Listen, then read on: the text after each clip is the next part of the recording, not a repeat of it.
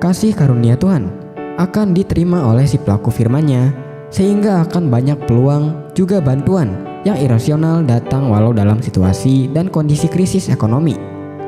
MTT Inspiration. Embun pagi. Jangan cuma jadi baik, jadilah yang luar biasa. Selamat beraktivitas, semoga kita selalu sehat, yang bersyukur, dan jadi manusia hebat. Amin, ya Mujibah Sailin. MTT Cover, Bayu Bukateja. Berbaring. Bagaikan gong menggaung pada awal pagelaran, begitulah pernyataan ini menggaung dan membuka mazmur ini. Pernyataan ini langsung bersaksi tentang siapa Tuhan bagi pemazmur. Bagiku, Tuhan adalah gembala. Tuhan adalah gembalaku. Sebagai hewan pemamah, domba makan sedikit demi sedikit, namun terus-menerus, seolah-olah tiada henti. Rumput itu tidak dikunyah, melainkan langsung ditelan. Tetapi rumput itu belum masuk ke dalam proses pencernaan, melainkan disimpan terlebih dahulu. Kalau perutnya sudah penuh, ia perlu berdiam atau berbaring. Lalu mulailah yang mengunyah dan melumatkan rumput tadi. Itulah cara hewan pemamah mencerna makanannya. Oleh sebab itu, hewan pemamah sering tampak seperti mengunyah permen karet, padahal dia tidak makan apa-apa. Untuk memberi kesempatan domba mengunyah, gembala menyuruh domba beristirahat dan berbaring. Domba tidak boleh sibuk dan hilir mudik sepanjang hari.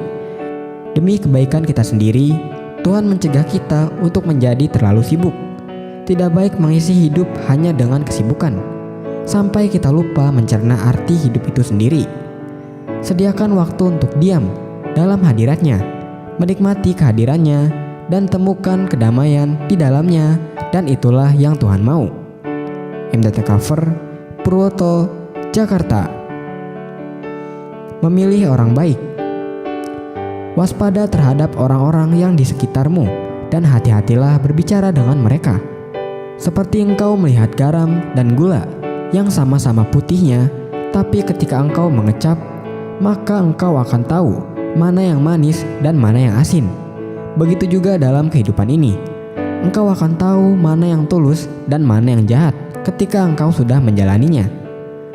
Orang jahat akan selalu mengeluarkan perbuatan jahatnya, dan orang baik akan melakukan yang baik sebagai bukti sifatnya. Waspada dalam pergaulan, karena dari perbuatan merekalah maka kita tahu sifat seseorang. Menghindari berkumpul dengan orang-orang yang jahat adalah bagian pengajaran firman Tuhan. Saudaraku yang kekasih, janganlah meniru yang jahat, melainkan yang baik. Barang siapa berbuat baik, ia berasal dari Allah. Tetapi barang siapa berbuat jahat, ia tidak pernah melihat Allah. MTT Cover, Budi, Cirebon. Apa tujuan hidupmu?